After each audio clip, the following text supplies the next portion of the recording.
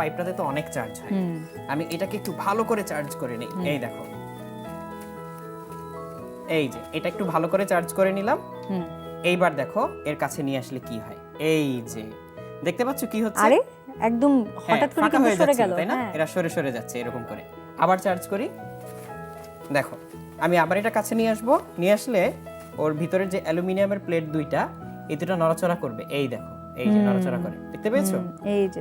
এই যে নড়াচড়া করে। আমি যদি এর গায়ে ঠেকিয়ে দেই তাহলে আরো বেশি হয়, কিন্তু একবার ঠেকিয়ে ফেললে এর চার্জটা ওর গায়ে চলে যায়। এই দেখো, তখন আবার এইটা নিউট্রালাইজ করব কি? হ্যাঁ, আমি চাইলে এটাকে গ্রাউন্ডের সাথে কানেক্ট করে বা মাটিতে স্পর্শ করে নিউট্রালাইজ করতে পারি। আচ্ছা, তাহলে এই দেখো আমি আবার এটাকে চার্জ করলাম। এর কাছে নিলে এই যে প্লেটগুলো নাড়াচাড়া করে, লাফ দেয় একটা ছোট্ট একটা লাফ করে, জাস্ট এইভাবে সেপারেট। জাস্ট যখন এটার গা থেকে ওটার গায়ে চার্জ চলে যায় তখন এই কাজটা হয়। তো এটার মাধ্যমে আমরা বের করে ফেলতে পারি যে কোনো কিছু চার্জড নাকি না। এই দেখো, এই যে একটা ছোট্ট লাফ দেয় এরকম করে। সো এটা দেখে বোঝা যায় যে এই অবজেক্টটা চার্জড বা এর মধ্যে চার্জ আছে। তাহলে এটা আমি তৈরি করলাম কিভাবে? এখন আমি জিনিসটা একটু খুলে দেখাই। দেখো, এটা নরমাল একটা বোতল, একটা ট্রান্সপারেন্ট বোতল। তার মধ্যে এর যে ক্যাপের ভিতর দিয়ে ছিদ্র করে আমি একটা তার নিয়ে গিয়েছি। এই তারটা উপরে গোল করে পেঁচানো, তারটা হুকের মতো, আর নিচে একটা হুকের মতো, রাইট। আর এখানে ঝুলানো just aluminium foil. So aluminium ফয়েলটা আমরা এই যে তুমি যেটা বলেছো যে খুন্তির মতো একটা শেপ করে কেটে নিয়েছি। তারপরে দুটাকে জয়েন করে নিব। আমরা এই যে এরকম করে ভাঁজ করে এর উপরে হুকের উপরে বসিয়ে দিব।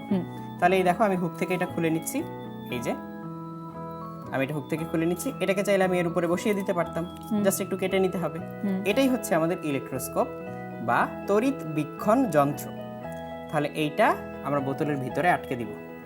এখন তুমি জিজ্ঞেস করতেই পারো যে বোতলটা কেন দরকার? হ্যাঁ, তার কারণ হচ্ছে আশেপাশ থেকে বাতাস এসে যাতে এটাকে নাড়িয়ে ফেলতে না পারে। তুমি তো মনে করতে পারো যে স্ট্যাটিকের কারণে নড়াচড়া করছে, আসলে হয়তো বাতাসের কারণে। সো এই জন্য হচ্ছে আমরা বুঝবো কি করে, যাতে আমরা বুঝতে পারি, এই জন্য আমরা হচ্ছে এই বোতলের ভিতরে রাখলাম এরকম করে।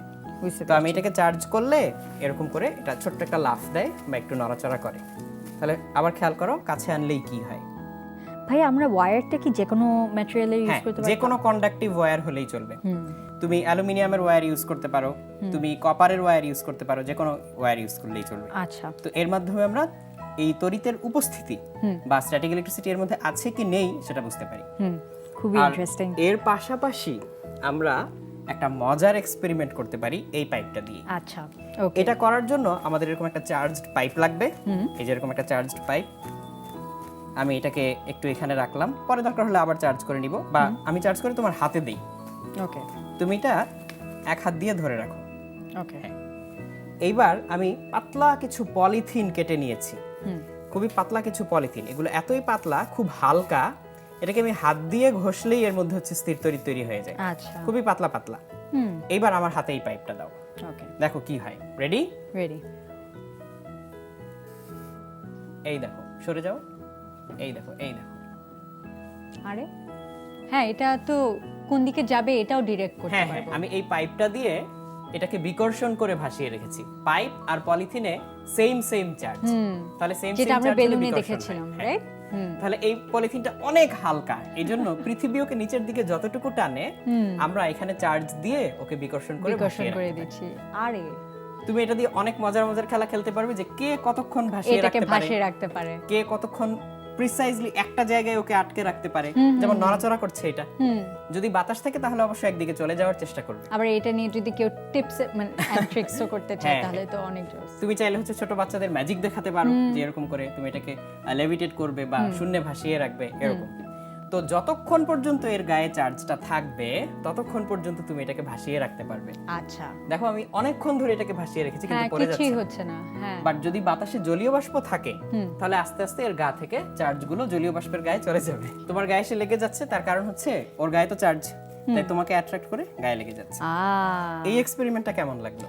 খুবই মজা লাগলো। এটা তো পুরা মানে প্রত্যেকটা স্ট্যাটিক ইলেকট্রিসিটির যে এক্সপেরিমেন্ট দেখলাম, দেখে কিন্তু মনে হয় যে ইটস আ ম্যাজিক ট্রিক, এবং এত সোজা এই এক্সপেরিমেন্টগুলো যে কিছুই কিন্তু লাগছে না আমাদের। একটা পলিথিন আর একটা পলিথিন তো সবার বাসায় থাকে অবশ্যই, একটা পাইপ লাগছে আমাদের, আর এক্সট্রা যেটা ইনগ্রেডিয়েন্ট আমাদের লাগছে এক্সপেরিমেন্টটা করার জন্য সেটা হলো একটা বেলুনের পাম্প। কারণ আমরা জানি যে আমাদের মুখের বাতাসে ওয়াটার ভেপার থাকে, রাইট।